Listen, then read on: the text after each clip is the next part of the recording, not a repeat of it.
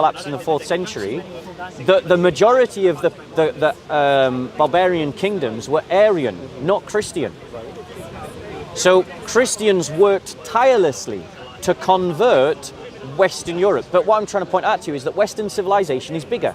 As a church, as a Christian, me and my sister, right, have a joint heritage, okay?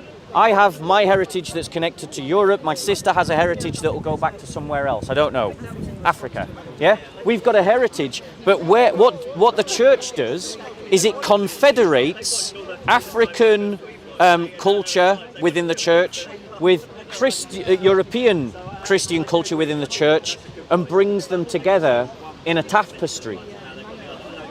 And yet there's still tribalism within the church. Sadly, there is denominationalism within the church, yes. And it's scandalous. I want to say that. Like, it's not something I agree with, it's something I denounce, it's something I stand against. But what I'm trying to point out to you, bro, is that you have no sense of yourself. Like most Europeans, you have no sense of yourself. Because the liberal progressives have robbed you of your heritage. They've robbed you of your culture. They've robbed you of your civilization. But the only way that you can reclaim it is to reclaim your Christian heritage. But there's still this fundamental question that I have with regards to, there's just a contradiction there in the idea that before Christ there was no Christianity. Yeah. And so to some degree there was a redefinition of, let's even call it at the level of reality, there was a redefinition. Yes, that's a really good way to put it. Then why do you not agree that the progressive liberal narrative that started with the Enlightenment did exactly the same thing? So, no, I'm not saying it didn't. The liberal Enlightenment is an attempt to redefine Western civilization. So then why do you think these two events differ in their fundamental characteristics? Because so one is the cosmological significance. Firstly, when Christ becomes incarnate, he redefines what it is to be human. Okay. But the thing is, he isn't something that just materializes out of history, out of nowhere. It's Christ. The Christ event is rooted in Judaism.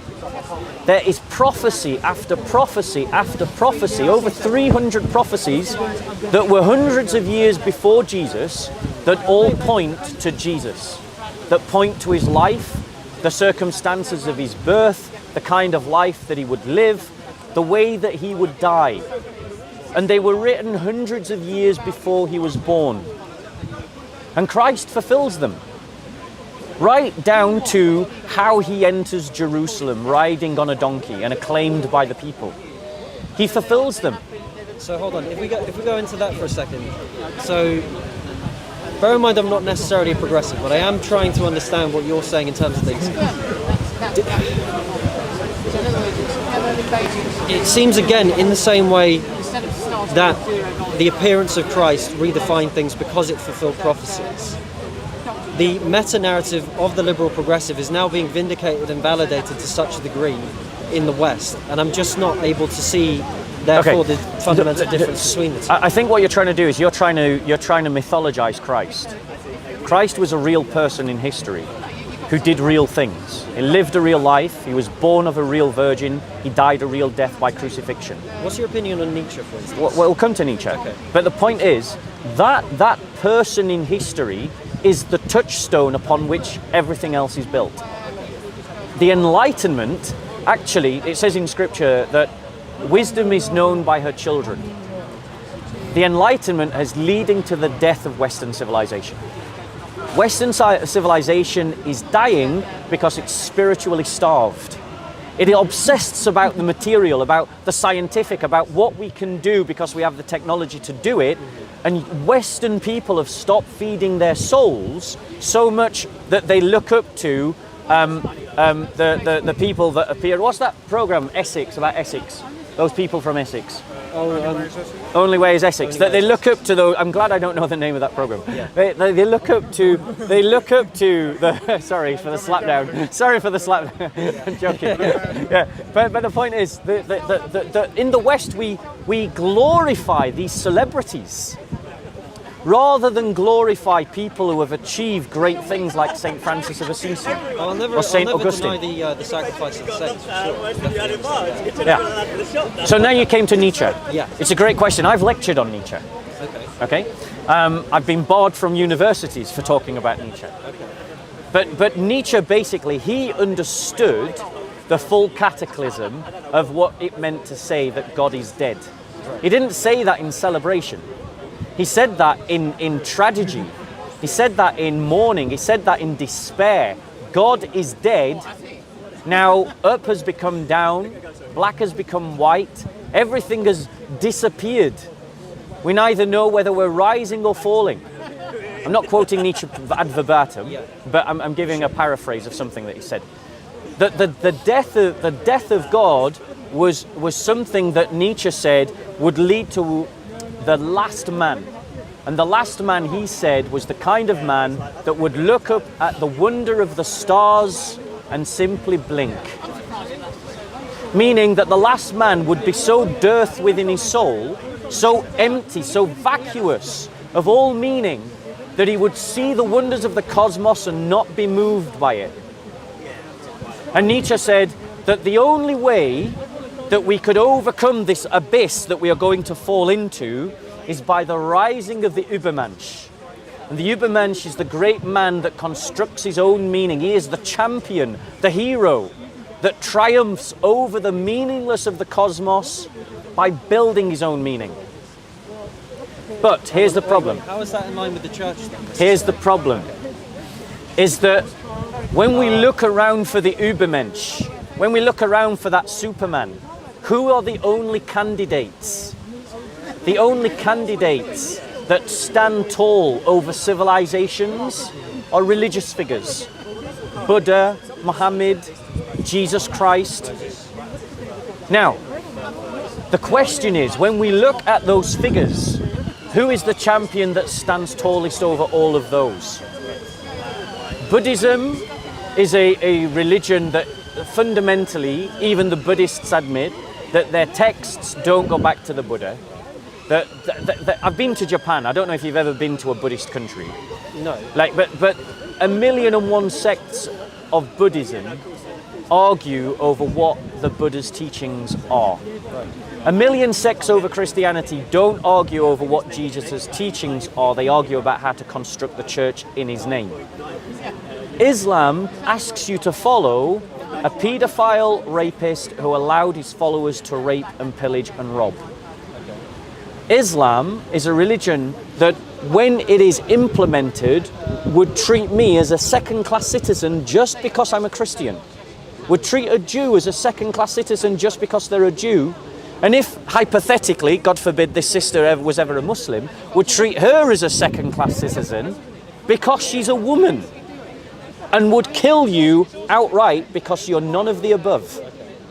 But there's still this kind of, I don't know if metaphysical is the right word, but there's basically this leap, I don't want to get too complicated. There's basically this seeming leap of faith from, I guess, where my position is, to jump to and accept wholly the principles, I suppose, that guided the prophecies of Judaism that you have to enter into before you become a Christian and accept that Christ was the Messiah. Does that make sense? What do you mean by the properties of Judaism? The prophecies. The prophecies of Judaism. Well, I mean, the prophecies of Judaism are simply a test. You look at the prophecies, then you look at the life of Jesus. I mean, we could do one right now if you wanted.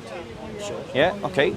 So let's get out. My point to you is that if these prophecies are true, then you have a evidence to the truth of the Christian faith. But I just want to finish my thought on my last point.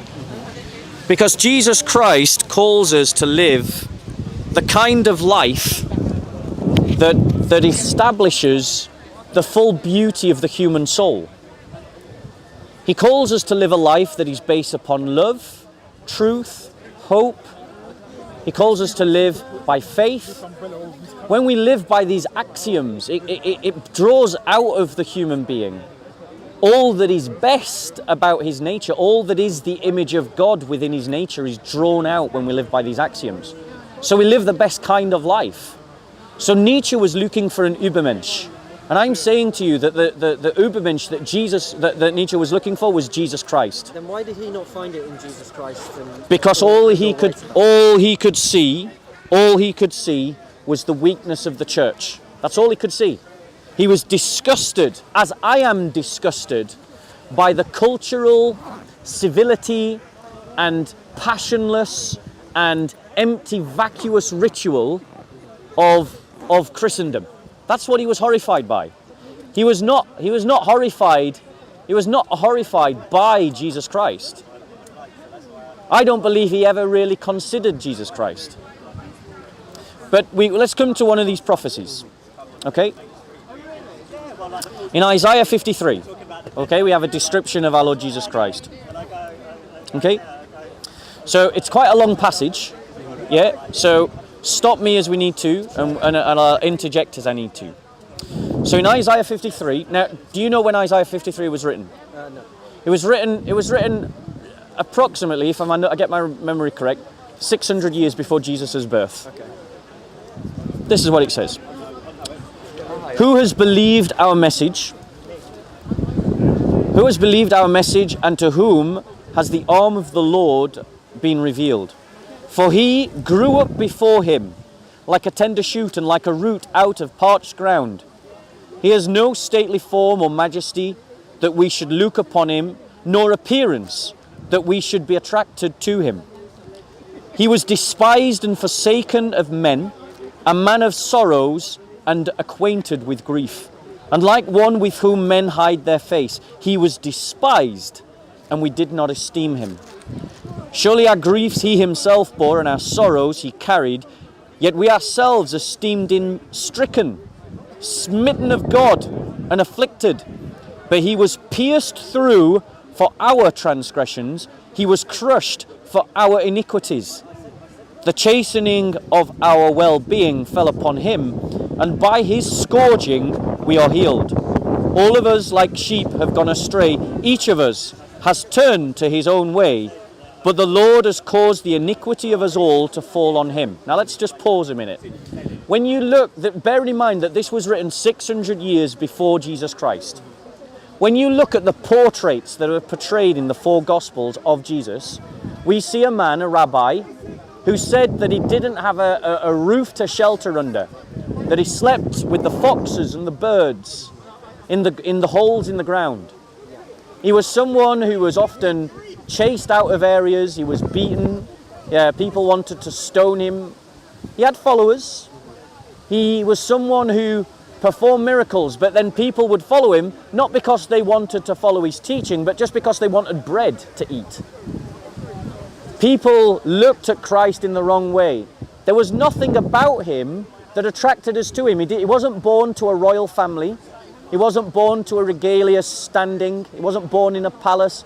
He was a peasant rabbi preacher. Okay, so hold on. So first, this kind of goes into the inequities of man then, because I suppose,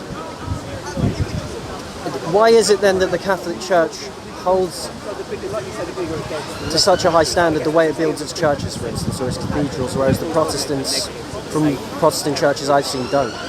Because if Christ rejects all these notions of, shall we say, grandiosity, then why is it the churches are built, like the Hagia Sophia, for instance, to reflect grandiosity in celebration? Okay, so I want to, because I don't think you're tracking with what I'm saying about the prophecies. So I'm gonna address your question, but I want to finish what I'm talking about in terms of the prophecies. So we've got a man who had this life that had nothing to draw people to him, and very often people were drawn to him for the wrong reasons. Okay, he had times when his followers just left him, when he preached something that was too hard for them to swallow. And then at the end of his life, he was scourged and whipped and beaten because of false accusations that were made against him, and he was crucified on a tree. Now in Jewish custom, in Jewish law, their understanding was that if you were hung on a tree, you were accursed of God. Now bearing in mind, what did the prophecy say? It said that he was despised and forsaken of men, a man of sorrows, acquainted with grief, and like one from whom men hide their face, he was despised, and we did not esteem him. Surely our griefs he himself bore, and our sorrows he carried, yet we ourselves esteemed him stricken, smitten of God, and afflicted. So Christ was crucified, and the Jewish people saw that as, well, God has cursed you. Right. Okay. But yet, at that moment, because remember, we started this conversation talking about historicities, the historicity of Herodotus, and Christian historicity, the idea of salvific history, which I argue to you, the only way that we can truly understand our world is with the help of revelation. We've got a reason from revelation, if you remember me saying that. Yeah? We can't just construct it ourselves because we're incapable of seeing the world for what it truly is. Okay. So Christ, at that moment when he was being crucified, God was fulfilling all of the prophecies that he had planted in the corporate memory of Israel, was being fulfilled in Jesus Christ. He was redeeming the world. He was opening up the opportunity that some lost poor sheep like you, who has gone astray, because what does it say in Scripture? It says, but he was pierced, the chastening of our well-being, for your scourging we are healed. All of us like sheep have gone astray. Each of us has turned to his own way. That a lost sheep like you can find the shepherd, the Ubermensch, the one that Nietzsche was desperately searching for, but couldn't find in the church. Okay. Now, you asked a question. I haven't forgotten the question. Can we park my earlier question for a moment? Yeah. Because we're still tracking on prophecy. Last passage you just read. Geez, sorry, my memory's terrible. The last passage you just read. Why is it then that there were lost sheep in your mind at that stage in humanity? Yeah, there's lost sheep in every age of humanity. Okay. That this is the true salvific, the salvific reading of history is the only way to read history. Because the point of a human being is that our telos is to be pointed towards God. The purpose of our lives is to be pointed towards God. And the thing is, because of the sinful nature, because of our entrapment to the flesh and the desires of the flesh, and because of our barrage of being soaked in the world and all of its ways, we lose sight that beyond the great hymn of all of creation is hymning to the fact that beneath it all there is this great grounding of truth that is the Creator. And if there is a Creator, we should direct our lives towards him. And if you accept that we should direct our lives towards him, then we need to find his light. We need to find that point of reference by which we can coordinate ourselves in his direction. So the lost sheep is in every age, but Jesus is that light. He is the one that we can find truth in, that we can find God through. Yeah, I think at that point we can come back to the question about why is it necessary, I suppose, to preserve the image of Christ, shall we say the humblest amongst the humble, through the most grandiose structures, statues, churches. Even the early monks that you talked about, they meticulously painted in calligraphy and I would assume in Latin everything to preserve, well, the tale of Christ among other artifacts in Western civilization. So again, I would point out that Christianity in the church is bigger than Western civilization. So when you say monks meticulously copied in Latin, well, that's true in the West, but it's not true in the East. They did it in Greek. It's not true in Egypt. They did it in Coptic. It's not true in Ethiopia. They did it in Ethiopic. And it's not true in Syria. They did it in Syriac, Aramaic. It's not true in Slavonic lands where they did it in Slavonic. So what I'm saying is, never ever associate, never think, when someone becomes a Christian, they enter into a bigger paradigm than Western civilization. That's what I'm inviting you to. I'm inviting you to, at one and the same time, claim your heritage as a Western European, but embrace a heritage that is global. And that's what every Ethiopian does. They claim their heritage as an Ethiopian, but they claim a heritage that is global. You know? But in terms of why do we do grandiose buildings? It's a very simple thing. We as Christians, we believe that we are to give our best to God in everything. So we always give our best to God. That is, so I give my best effort in trying to speak to people about my faith. Yeah, sometimes I fail. A scientist gives his best effort in how he does science to the glory of God. An architect does his best effort in how he designs a building. A stonemason does his best effort. A community does their best effort.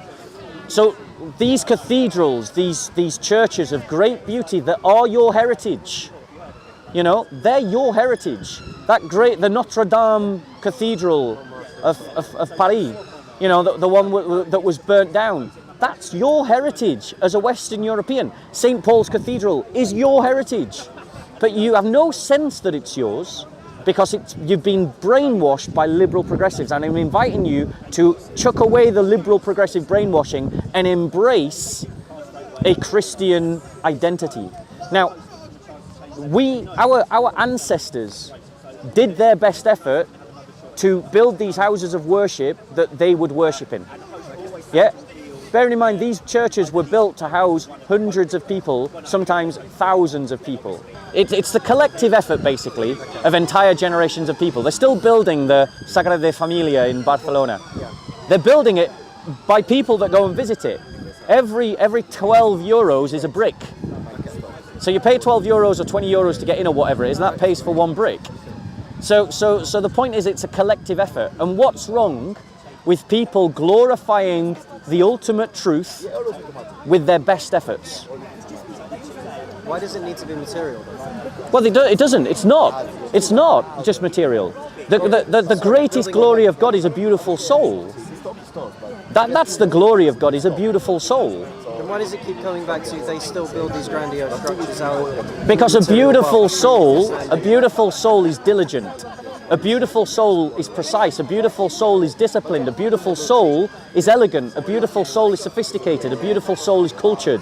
And a beautiful soul will express all of those things in everything that it does. So when it comes to building buildings, it's expressed in that. But it's also expressed in the artwork. It's also expressed in the politics. There is a reason why the kind of the values of the values of the restriction on the kings, for instance, that happened in the Magna Carta, yeah, that was negotiated between the lords, the king via the church. There's a reason why kings had their powers restricted in Christian politics, because there was a separation of powers between the church and the state, and the church limited the powers of the state. And that goes right back to classical times when, I forget which church father it was, excommunicated a Roman emperor for killing an entire city. And he excommunicated him. Sorry? I think it was, yeah, St. Ambrose. Yeah, I think you're right. St. Ambrose excommunicated the emperor of Rome because he killed an entire city. And he said, until you do penance for your sin, you can't receive the communion. Your soul is in danger. So Christians limited the power of the state long before modern democracies. Islam, by contrast, has the caliph as all powerful. He's a tyrant. He's a dictator.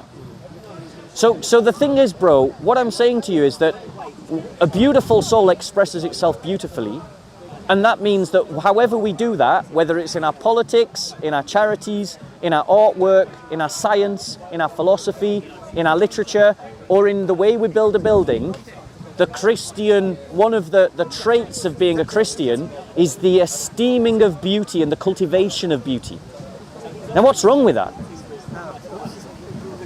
Yeah, what it seems to me is you're borrowing from this classical critique, Marxist critique of, well, if you Christians really care about the poor, why is it you build these cathedrals with gold? It's utter rubbish. We Christians do more to help the poor than any other group. The communists have brought people into poverty through their ideology. family.